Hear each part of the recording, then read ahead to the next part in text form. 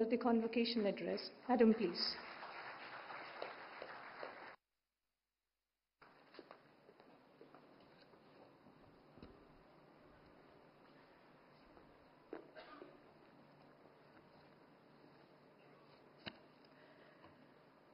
Governor of Odisha and Chancellor of OUAT, Sri Raghuvar Dasji, Deputy Chief Minister and Minister for Agriculture and Farmers Empowered and Energy, Government of Odisha, and Pro-Chancellor of OUAT, Sri Kanakvardhan Singh Dauji, Vice Chancellor Professor Prabhat Kumar Rawalji, distinguished guests, people's representatives, faculty members, staff, and students, ladies and gentlemen, Namaskar, Johar. I am very glad to be amidst you all today on this auspicious occasion.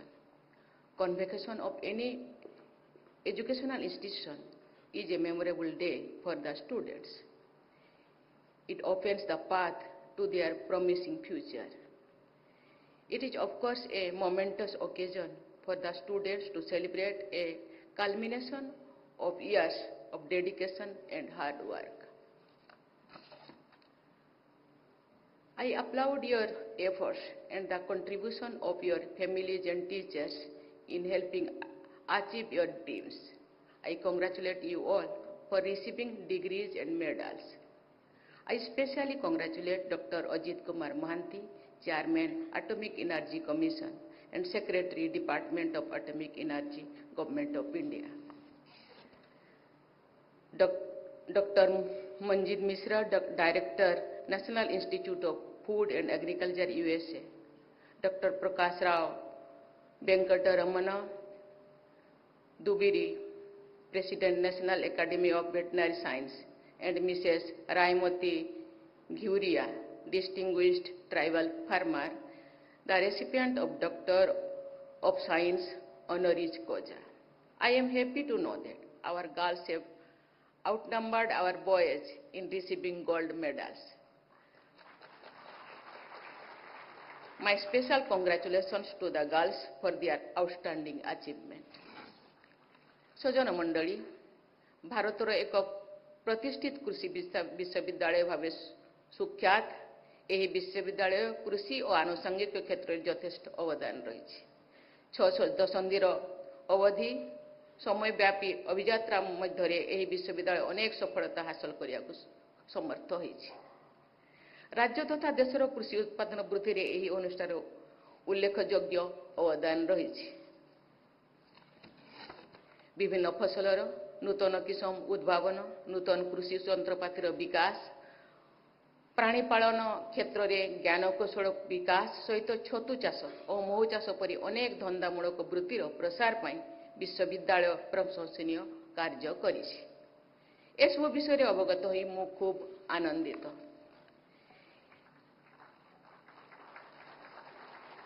एही विश्वविद्यालय उत्तीर्ण छात्र छात्री माने विभिन्न क्षेत्र में निज साध्य मते राष्ट्र गठन में सहायता करछन्ति। विश्वविद्यालय अनेक छात्र छात्री सर्वभारतीय प्रतियोगितार परीक्षा सफल हासिल करवा यही अनुष्ठान पाई गौरवर विषय। एथि सहित अनेक पुरातन छात्र छात्री देश विदेश में सम्मानजनक पद पदवी अलंकृत करिपारिछन्ति। भारतीय कृषि गवेषणा परिषदर पूर्वतन महानिर्देशक एवं संप्रति उद्भिद किसम सुरक्षा और कृषक अधिकारी कर्तृपक्ष अध्यक्ष डॉक्टर त्रिलोचन महापात्र एवं ओडिशार पूर्वतन मंत्री स्वर्गत दामोदर राउत यही विश्वविद्यालय सुयोग्य छात्र थिले। भारतर जनाशुना कृषि वैज्ञानिक डॉक्टर किशन कानूनगो और डॉक्टर के रामिया एवं विशिष्ट अर्थनीतिज्ञ डॉक्टर वैद्यनाथ मिश्र कुलपति आसन मंडन करी यही विश्वविद्यालय गरिमा वृद्धि करिसेंति। आम प्रिय देश भारत बहु विशेषत्व मध्य दुईटी गुरुत्वपूर्ण विभव पाई सुप्रसिद्ध। से दुई विभव होछि कल्चर एवं agriculture. Agriculture is our culture बोली जहाँ कहा जाए ताहा अतिशय युक्ति है। कारण क्यों अनादि कालर मनीष खाद्य वस्त्र और बासगृह कृषि कार्य उपर निर्भर करि आसुछि। आम संस्कृति आम परंपरा एवं आम जीवन जीविकार आधार पलटि जाइछि कृषि कार्य। भारतर पुराण शास्त्र लोककथा पर्वपर्वाणी सबुठी प्रतिफलित होइछि कृषिर संभार। सुधीवर्ग विगत केते दशंधि मध्य आम देश कृषि उत्पादन क्षेत्र में अभूतपूर्व सफलता हासिल करि पारिछि। दिन थिला आमे खाद्य शस्य पाई अन्यान्य देश उपर निर्भर करुथिलु। वर्तमान आमे पृथ्वीर विभिन्न देश को खाद्य शस्य एवं अन्यान्य कृषिजात सामग्री आमे रप्तानी करुछु। आम कृषि वैज्ञानिक मानक मार्गदर्शन एवं कृषक भाई भौणी मानक अक्लांत परिश्रम जोगु यह संभव हो पारिछि। एही परिप्रेक्षी आमे स्कूल पाठ्यक्रम रे पढ़िथिबा एक कविता मोर मने पड़ुछि। चाष अछि जहार कि आनंद ताहार चाषी भाई जगा अछि दुनिया को आहार। कृषि क्षेत्र में निष्ठा पाई मु आमर अन्नदाता कृषक भाई भौणी मानक साधुवाद जणाउछि। कृषि एवं कृषकर उन्नति बिना देशर सामग्रिक उन्नति संभव नुहे।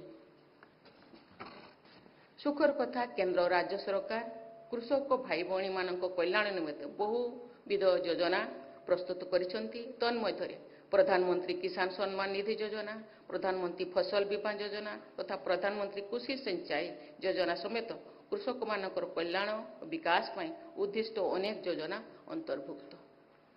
राज्य सरकार कृषि मत्स्य और प्राणी संपदर विकास पाई मध्य विभिन्न योजना कार्यकारी करछंती।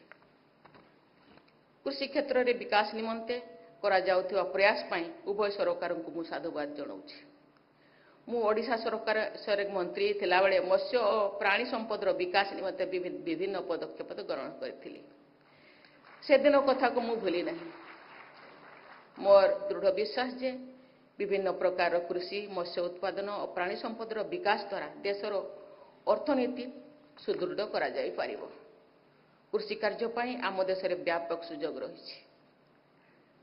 उर्वर माटी, विविध जलवायु, परिपूर्ण प्राकृतिक संपद, सक्षम लोकबल तथा उन्नत ज्ञान कौशल आदि आम देशर कृषि कार्य को आगे नेबा पाई समर्थ अछि।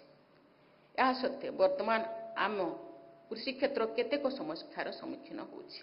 प्राकृतिक विपर्यय, जलवायु परिवर्तन कुप्रभाव, मुंड पिछा चाष जमीर परिणाम ह्रास तथा प्राकृतिक संपदर मात्राधिक व्यवहार कहीं जनसंख्या विस्फोरण फल ये सब असुविधा उपजी आम नूतन आह्वान सृष्टि कर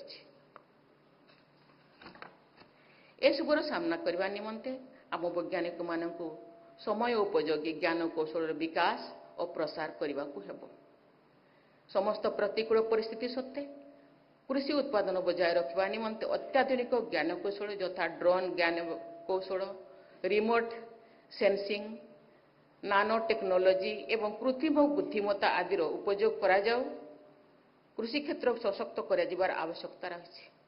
यह छड़े परिवेश सुरक्षा, माटीर स्वास्थ्य रक्षा, जल और मृत्तिका संरक्षण एवं प्राकृतिक संपदर उत्तम विनियोग उपर अधिक गुरुत्व जीवा आवश्यक रही।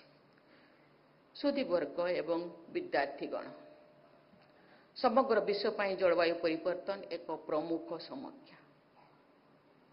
वायुमंडल उत्ताप वृद्धि, अंगारकाम्ल परिमाण वृद्धि और ग्रीन हाउस गैस कुप्रभाव आज कृषि उत्पादन को प्रभावित करिछि।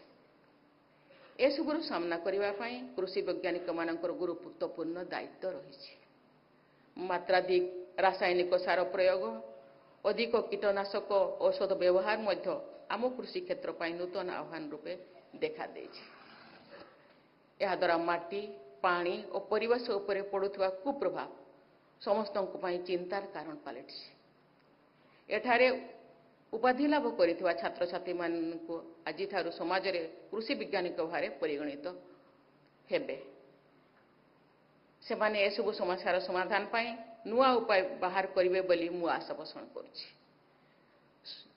युव कृषि वैज्ञानिक माने परिवेशर सुरक्षा और कृषक मानकर स्वास्थ्य रक्षा मध्य संतुलन बजाय रखे बोली मु आशा पोषण करुछि। वर्तमान परिस्थिति को दृष्टि रखी प्राकृतिक कृषि पद्धति अवलंबन, देशीय ज्ञान कौशल को प्रोत्साहन, ସ୍ଥାନୀୟ ଭାବେ ଉପଲବ୍ଧ ପ୍ରାକୃତିକ ସମ୍ବଳର ସମୁଚିତ ବ୍ୟବହାର ଉପରେ ଯଥାଚିତ ଗୁରୁତ୍ୱ ପ୍ରଦାନ କରିବାକୁ ହେବ। ମୁଁ ଜାଣି ଖୁସି ହେଲି ଭାରତ ସରକାର ଦ୍ୱାରା ବାୟୋ ଷ୍ଟିମୁଲାଣ୍ଟସ୍ ଏବଂ ବାୟୋ ଫର୍ଟିଲାଇଜର ସହାୟତା ପ୍ରାକୃତିକ କୃଷି କାର୍ଯ୍ୟ ନିମନ୍ତେ ପ୍ରୋତ୍ସାହନ ଦିଆଯାଉଛି। ଦେଶରେ ମିଶନ ମୋଡରେ ପ୍ରାକୃତିକ ଚାଷକୁ ପ୍ରୋତ୍ସାହିତ କରିବା ପାଇଁ ଭାରତ ସରକାର ଜାତୀୟ ପ୍ରାକୃତିକ କୃଷି ମିଶନ ଆରମ୍ଭ କରିଛନ୍ତି। ଆମ ଚାଷୀ ଭାଇ ଭଉଣୀମାନଙ୍କ ମଧ୍ୟରେ ପ୍ରାକୃତିକ ଚାଷ ପ୍ରତି ଆଗ୍ରହ ଜନ୍ମାଇବା ଦିଗରେ କୃଷି ବୈଜ୍ଞାନିକମାନେ ଯତ୍ନବାନ ହେବେ ବୋଲି ମୁଁ ଆଶା କରୁଛି। Dear students, from today you are entering a different ecosystem in which you will face rigorous tests of your knowledge and skill in the real world situations. Your excellent performance will highlight the effectiveness of the education imparted by your university.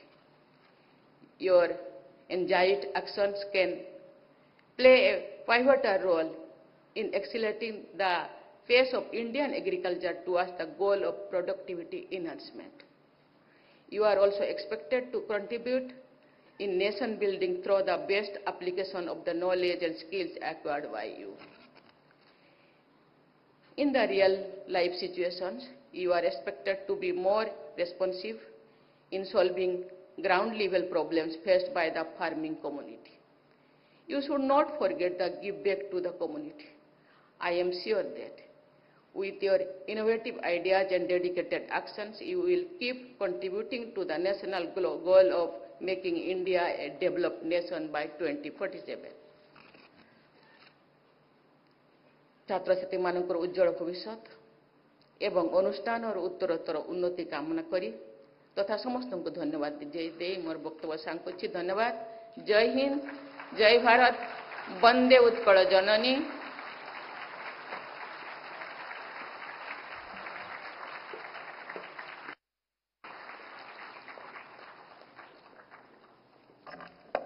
Dhanyabad, Sammananiya Rashtrapati Mahodaya. I take this platform on behalf of the Orissa University of Agriculture and Technology to extend our heartfelt thanks to Madam President for doing this honor. Thank you so much.